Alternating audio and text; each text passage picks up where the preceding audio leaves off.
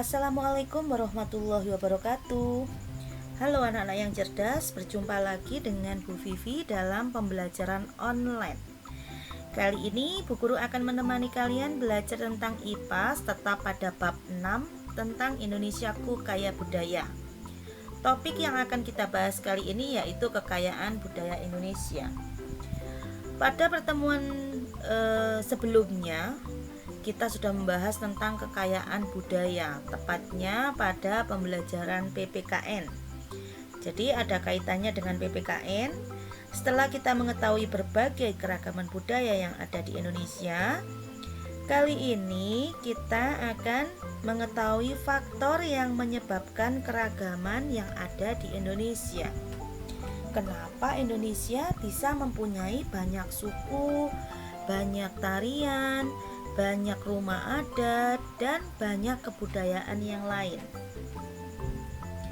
Ada beberapa faktor yang menyebabkan Indonesia memiliki kekayaan dan keragaman budaya.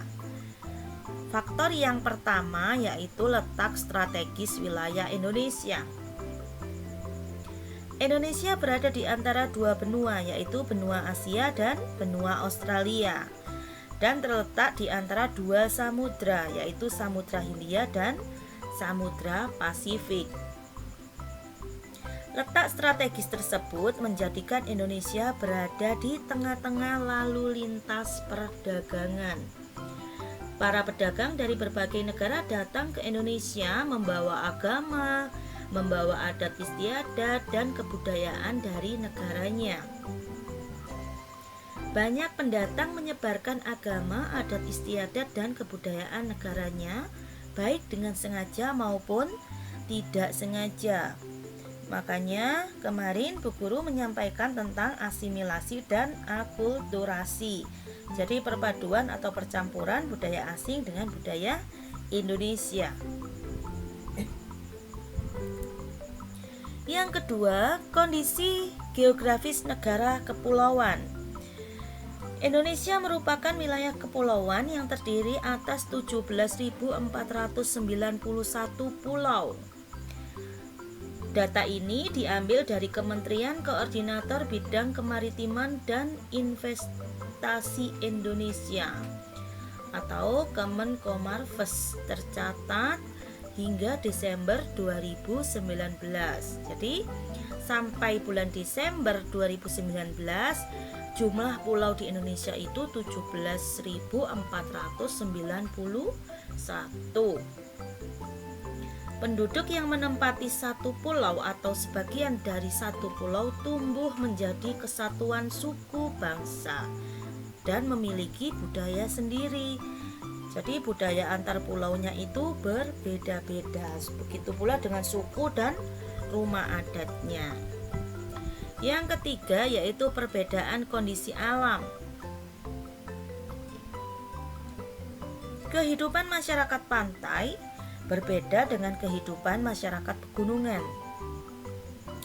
Masyarakat pantai lebih banyak memanfaatkan laut untuk mempertahankan hidupnya, yaitu dengan menjadi nelayan.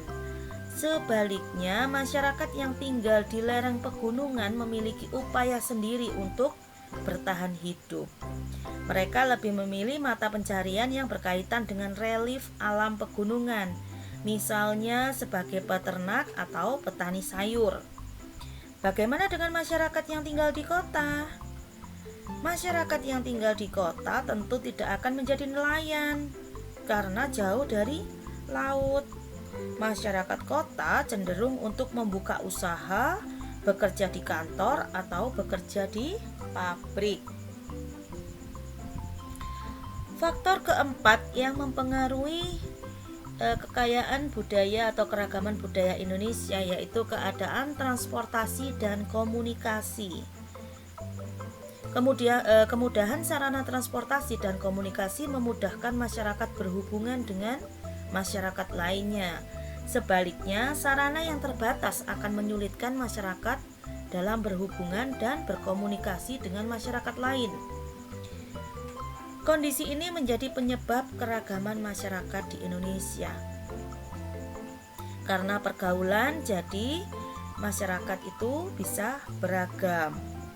bisa berbaur antar suku, berbaur antar ras ya. Dan faktor yang terakhir yaitu penerimaan masyarakat terhadap perubahan. Keterbukaan masyarakat terhadap suatu yang baru, baik yang datang dari dalam maupun yang datang dari luar, membawa pengaruh terhadap perbedaan masyarakat Indonesia. Karena keterbukaan ini menyebabkan akulturasi budaya, yaitu perpaduan budaya. Jadi budaya yang ada di daerah tertentu akan terpengaruh dengan budaya yang dari luar. Misalnya kemarin budaya dari Jawa yaitu wayang berbaur dengan budaya dari India yaitu cerita Ramayana. Maka wayang kulit yang awalnya tidak ada cerita Ramayana jadi berubah atau berpadu dengan cerita Ramayana, yaitu menjadi wayang kulit bercerita Ramayana. Padahal aslinya Ramayana itu berasal dari India, bukan dari Indonesia. Jadi budaya Indonesia yang beraneka ragam itu karena Indonesia memiliki kondisi alam yang berbeda-beda, karena letak geografisnya, adanya penerimaan masyarakat terhadap perubahan, serta perkembangan teknologi dan transportasi. Itu yang kita bahas tadi, faktor-faktornya. Dan perbedaan ini justru membuat Indonesia itu unik. Dengan perbedaan, kita akan mengetahui dan saling mengenal keragaman budaya Indonesia, sehingga Indonesia menjadi beragam dan memiliki ciri khas tersendiri. Kemudian, faktor yang menyebabkan suku bangsa di daerah dengan daerah lain itu berbeda karena kondisi alam yang berbeda-beda serta letak geografis. Kemudian penerimaan masyarakat terhadap perkembangan, perubahan serta teknologi. Itu yang menyebabkan setiap daerah sukunya bisa berbeda-beda. Bu Guru ingatkan lagi tentang kebudayaan yang ada di Indonesia. Selain banyaknya tarian, musik, lagu daerah, Indonesia juga memiliki makanan khas daerah. Misalnya ada empek-empek dari Sumatera Selatan, yang terkenal ini ya, ayam betutu dari Bali, papeda dari Papua, catemak jagung dari Nusa Tenggara Timur. Kalau dari Jawa misalnya ada pecel Madiun, rawon, soto Makassar, kemudian ada lagi sate ya, dan lain sebagainya. Sekarang untuk makanan misalnya empek-empek bukan hanya ada di Sumatera Selatan, tapi sudah berbaur atau sudah ke wilayah lain. Di Jawa juga ada empek-empek, di Kalimantan juga ada empek-empek. Itu karena faktor dari komunikasi dan transportasi. Jadinya empek-empeknya bisa menyebar ke seluruh wilayah Indonesia. Begitu juga dengan ayam betutu. Ayam betutu bukan hanya di Bali, sekarang di seluruh pelosok Indonesia juga ada yang jualan ayam betutu. Kemudian adalah gambar yang bawah, yaitu contoh rumah adat. Kita sudah membahasnya kemarin pada pembelajaran PPKN. Silakan dibuka kembali bukunya PPKN, ada rumah adat, ada tarian, ada lagu daerah, dan berbagai macam kebudayaan serta suku yang lainnya. Baik anak-anak, materi untuk topik B sudah selesai. Saatnya kalian untuk melakukan refleksi pembelajaran hari ini.